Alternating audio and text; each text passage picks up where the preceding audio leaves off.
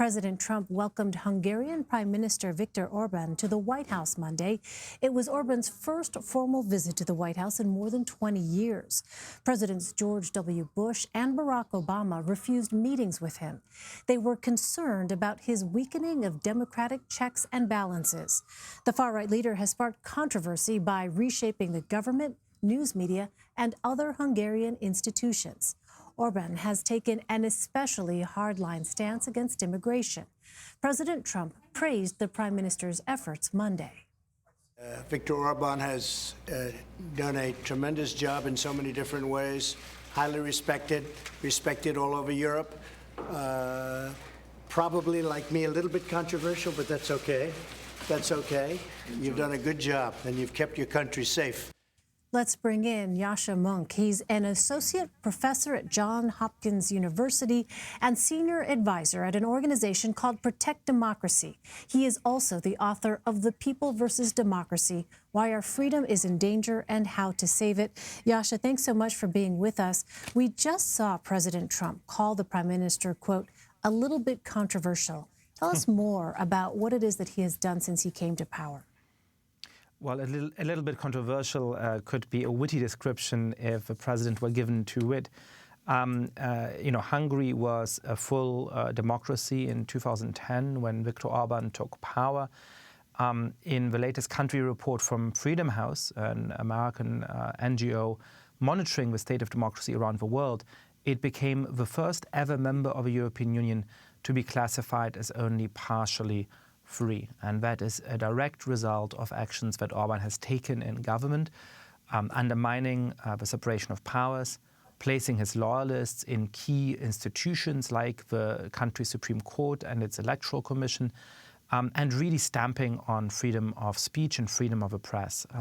I was in Sopron in Hungary a couple of months ago reporting, and I was struck by the fact that in the middle of Europe, people told me, I am scared to speak on the record. If I did, I might lose my job tomorrow. I might have all kinds of bad consequences. Wow, it's really remarkable to think about that.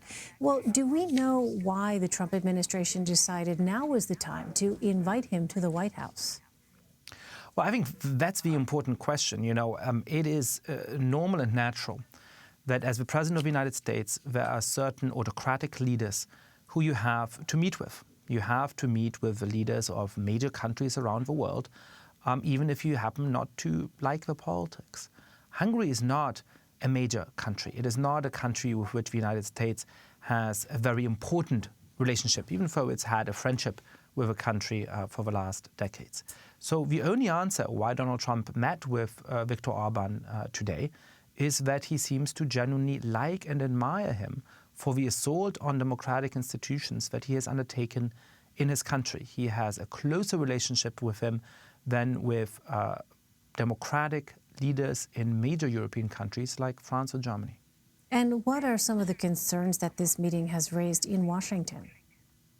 Well, the first concern in my mind is that it, instead of standing up for the rights of Hungarians that are being threatened by their own government, instead of trying to protect the tremendous achievement of democracy in a country that was once ruled by communism not so long ago, this is giving the official stamp of approval of the United States for an extreme and open, widely recognized attack on a democratic system by a politician who happens to be an ideological ally of Donald Trump's.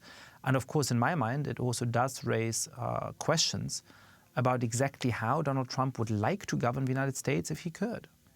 Well, Orban endorsed President Trump's 2016 presidential bid, but it took 2 years to secure a White House invitation. What do you make of that? Well, I mean, this is somebody who had been shunned not just by Barack Obama, but by George W. Bush. It is the leader of a relatively small European country. What's remarkable is not that it took 2 years for Viktor Orban to be welcomed in Washington. It's that Donald Trump went out of his way to welcome him at all. Well, could engaging with a far-right leader have any impact, you think, on relationships with those traditional U.S. allies that you mentioned, like Germany, for instance? Certainly I think countries like Germany and France are watching this in horror. And there's a big debate going on in the heart of Europe today about whether European countries can continue to rely on the very important strategic partnership they have with the United States, whether they can be sure that the US government wants their countries to develop in a democratic way. And when they see Donald Trump snubbing and maltreating leaders like Emmanuel Macron and Angela Merkel, and then making nice with somebody like Viktor Orban, unfortunately, it strengthens the forces within those countries that want to turn away from their relationship with the United States. All right, Yascha Mounk in Washington for us. Yascha, thank you very much. Thank you so much.